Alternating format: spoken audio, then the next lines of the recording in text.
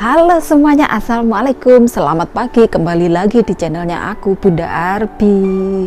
Gimana kabarnya teman-teman semuanya? Semoga teman-teman semuanya sehat-sehat selalu. Yang ada di Taiwan, semoga semuanya sehat-sehat selalu ya. Ini cuacanya lagi dingin lagi. Kemarin-kemarin agak panas, sekarang dingin lagi. Harus menjaga kesehatan ya teman-teman, pakai jaket, jangan sampai masuk angin. Nah teman-teman, di video kali ini aku mau menceritakan kisah aku ya, yang sangat unik, yang menurut aku sangat unik, perlu diceritakan. Semoga menginspirasi buat teman-teman semuanya yang mau bekerja di luar negeri. Kalau menurut aku jangan mudah untuk pindah-pindah majikan ya. Tekuni saja majikan kamu saat sekarang ini. Telateni saja, disabari saja, disabari.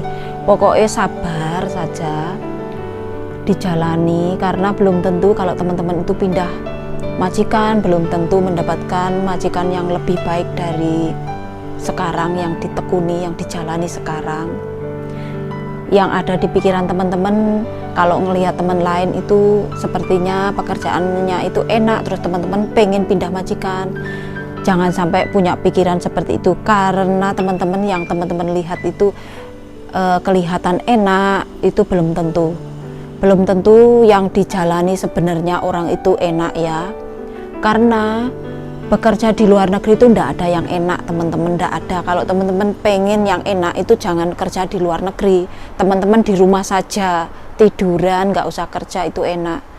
Tapi kalau di luar negeri nggak ada yang enak. Kalau teman-teman pengen punya majikan yang enak, yang baik, itu teman-teman harus mengerti dulu harus saling pahami apa yang dimau majikan, apa yang disukai majikan, seperti itu. Baru teman-teman nanti mendapatkan hadiah istimewa dari majikan, yaitu kerjaan yang enak.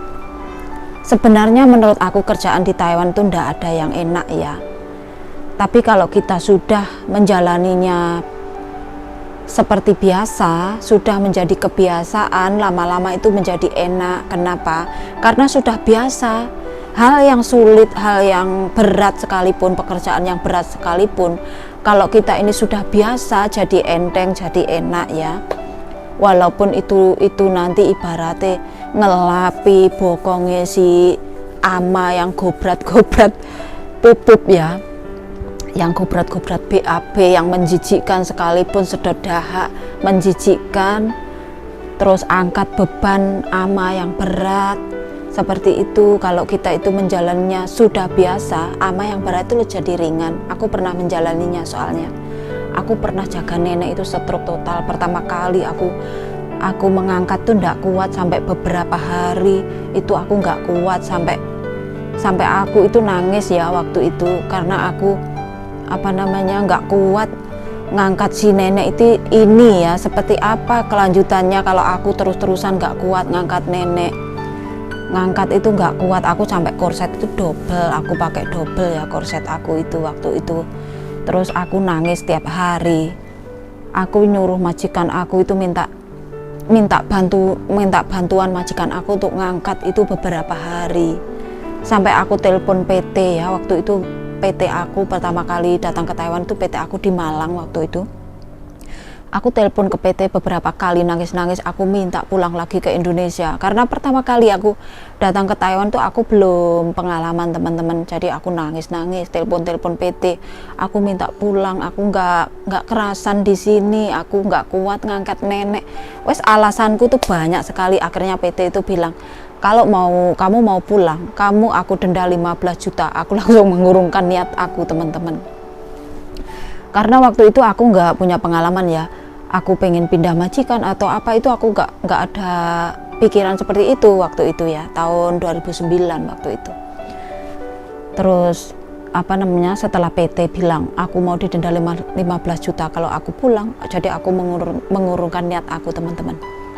Karena kaget ya, pertama kali datang ke Taiwan, yang semula di Indonesia sarapannya nasi 1 piring, sampai Taiwan sini ya, sarapannya itu cuma mandu itu ya roti yang seperti apem. Kalau di Indonesia itu seperti apem, itu nggak ada rasanya ya, nggak manis juga nggak apa. Terus kadang-kadang cuma nasi. Kemarin tuh satu mangkok kecil itu mangkoknya orang Taiwan tuh nggak penuh, itu aja digoreng, itu dibagi sama majikan aku waktu itu dulu ya, cuma dikasih bawang empre sama telur satu, itu diocek-ocek itu terus dikasih kecap asin seperti itu aja satu mangkok kecil itu dibagi sama majikan aku waktu itu, karena majikan aku memang orangnya itu nggak ya, termasuk kalau masalah makanan itu perhitungan banget waktu itu pertama kali aku datang. Tapi setelah lama-lama ya pokoknya aku tekuni saja di situ, aku jalani saja tiap hari ya. Aku berpikirnya aku bangun pagi, aku bangun, aku bersih-bersih ya, terus aku ngerawat nenek seperti itu ya, jaga ama. Walaupun aku nggak kuat ngangkat tuh, aku berusaha bagaimana caranya aku supaya aku itu kuat. Teorinya gimana ini ngangkat seorang ama stroke ini biar aku ini kuat. Ternyata lama-lama aku bisa, teman-teman. Pertama kali aku ngangkat itu pas aku bisa itu, dari hari pertama sampai hari ke-7 itu aku minta bantuan majikan aku yang perempuan ya, karena majikan yang laki-laki kan pagi-pagi sekali dia sudah ke kantor ya, terus hanya ada majikan perempuan yang di rumah seperti itu. Sampai hari ke-7 majikan aku itu sepertinya membiarkan aku ya, aku minta bantuan tuh dia itu membiarkan aku sendiri, mengerjakan sendiri. Mungkin majikan aku berpikirnya begini, harus sampai kapan dia membantu aku ya, seperti itu. Jadi dia itu membiarkan aku seperti apa aku ngangkat neneknya itu dengan sekuat tenaga aku, dengan teori aku, cara-cara aku sendiri. Dia memberi kesempatan aku untuk belajar mengangkat ama ini sendirian seperti itu. Dan akhirnya karena aku tidak dibantu majikan aku, akhirnya aku bisa, teman-teman. Nggak tahu tiba-tiba aku bisa kuat mengangkat nenek yang beratnya itu stroke total itu berat sekali ya, walaupun waktu itu berat badan nenekku itu sekitar 62 kilo kalau nggak salah, dan aku itu berat badanku cuma 45 kilo ya. Terus tiba-tiba aku bisa ngangkat nenek mau aku ingtung, mau olahraga di kursi olahraga ya, taruh di kursi olahraga seperti itu. Dan tiba-tiba aku juga bisa mengangkat nenekku itu di kursi mandi buat aku mandiin seperti itu, teman-teman. Dan lama-lama aku sudah terbiasa bisa seperti itu, kuat. Tiba-tiba aku sudah bisa kuat sendiri, dan sampai hampir finish aku pulang ya. Aku nggak finish dulu itu karena apa? Karena majikan perempuan aku itu cemburuan, teman-teman. Karena aku yang dulu hitam, yang dari kampung tuh kan kelihatan buluk gitu hitam ya. Terus aku sampai di Taiwan hampir finish itu aku menjadi bersih, kulitku jadi bersih seperti itu ya.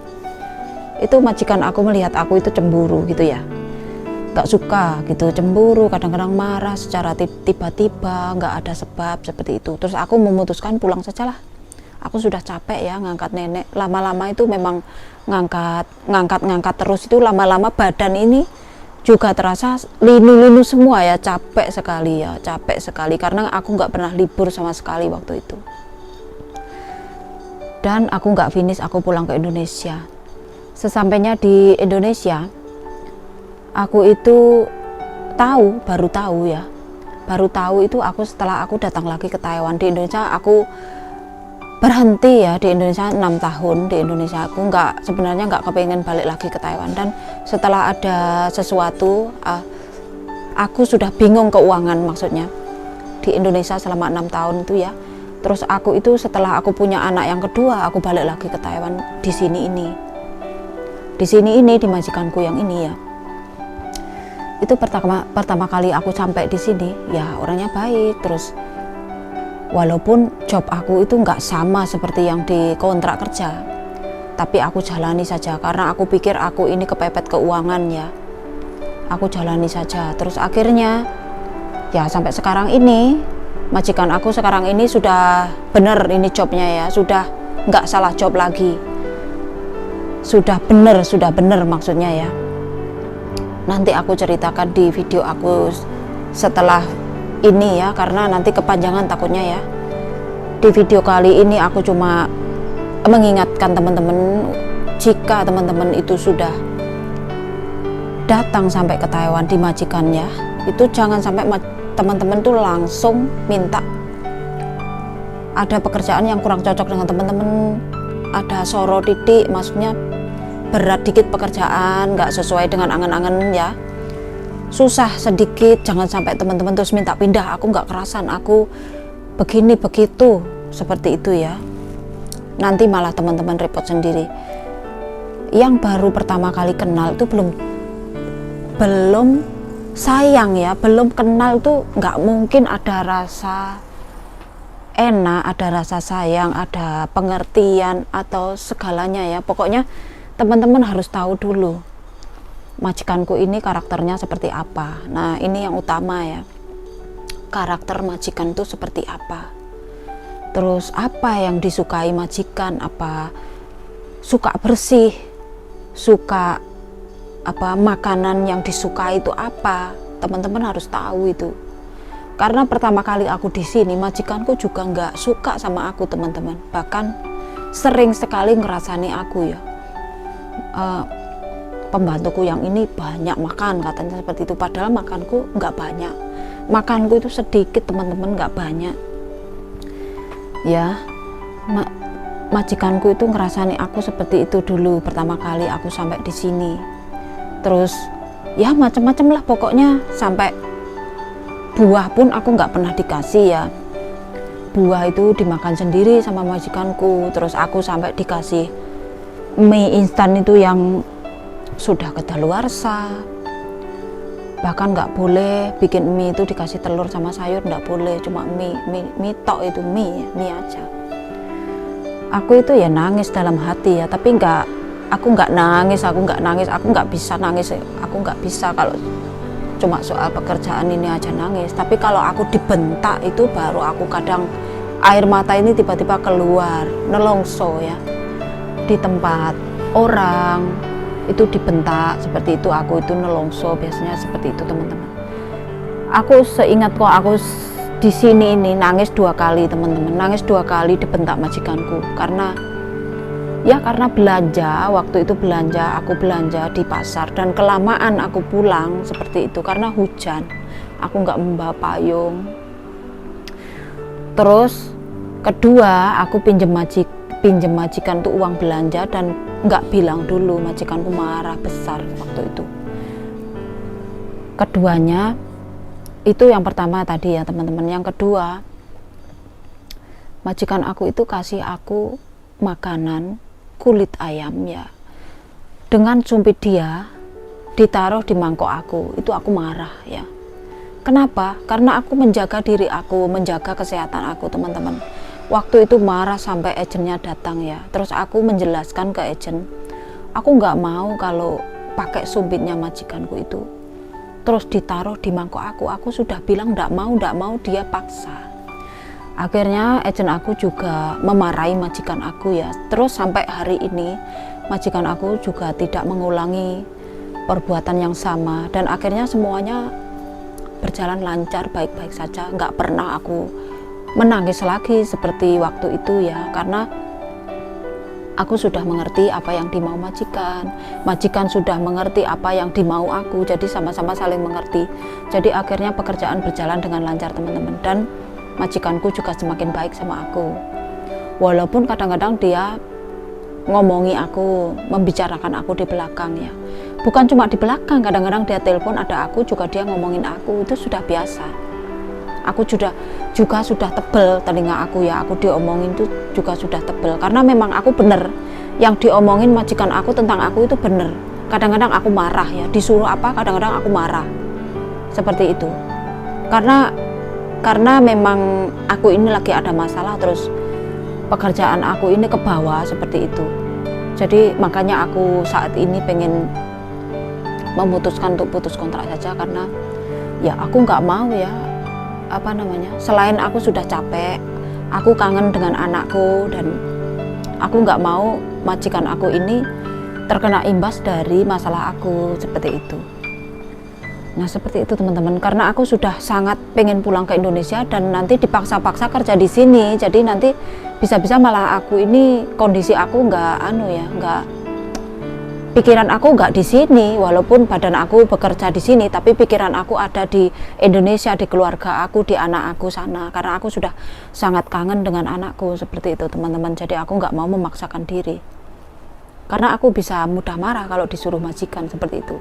Majikanku juga sering ngomong ke ejenku ya, mungkin aku sering dengar kalau ejenku kesini dia itu membahas masalah seperti itu. Jadi aku memutuskan putus kontrak dan majikanku setuju dan sudah dapat ganti, jadi aku sudah mau pulang ke Indonesia, seperti itu. Nah di video kali ini aku cuma pesan ke teman-teman ya, jangan mudah pindah majikan, ditelateni saja, disabari saja. Yang saat ini dijalani seperti itu, nanti bisa dapat indah pada waktunya, maksudnya majikan bisa terbiasa dengan teman-teman, nanti lama-lama juga bisa baik, seperti itu teman-teman. Kecuali kalau majikan teman-teman itu nggak baik, benar-benar nggak baik dan membahayakan nyawa atau keselamatan teman-teman, seperti memukul, seperti itu. Jadi teman-teman bisa minta pindah, seperti itu. Nah teman-teman, sampai di sini dulu video dari aku, semoga bermanfaat. Jangan lupa subscribe dan like-nya ya teman-teman. Semoga teman-teman selalu diberikan kesehatan dan keselamatan, terutama yang di perantauan. Jangan lupa selalu menjalankan ibadahnya ya teman-teman, karena itu yang bisa memberikan perlindungan buat teman-teman. Nah sampai di sini dulu video dari aku. Bye bye. Wassalamualaikum warahmatullahi wabarakatuh.